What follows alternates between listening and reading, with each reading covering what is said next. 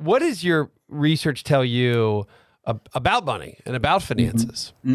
So one thing that's very, very clear is that you don't need a lot of money for you to get the biggest kind of upsurge in happiness. Okay, so if you're very poor, sure, you need quite a bit of money in order for you to become happy, and that's for very obvious reasons. If you don't have money to put food on the table, if you don't have a roof over your head, if you don't have money to transport yourself from place A to place B, all these so-called basic needs, they're very important to be fulfilled if you are to be happy. And I think money comes in very handy there, right? But beyond that point, there's this often cited kind of number of about $75,000, and that's like pretty dated, about 15 years ago. So let's say it's $85,000 now, or $90,000. If you look at inflation rates these days, maybe even $95,000. Right.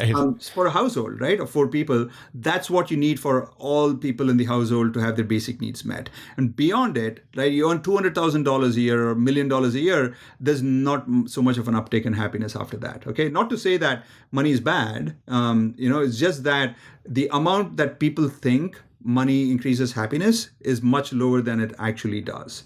Okay, and that's a very, very important point to remember. Right? So if you're sacrificing other things, like, for example, having a sense of time abundance, as we call it, right?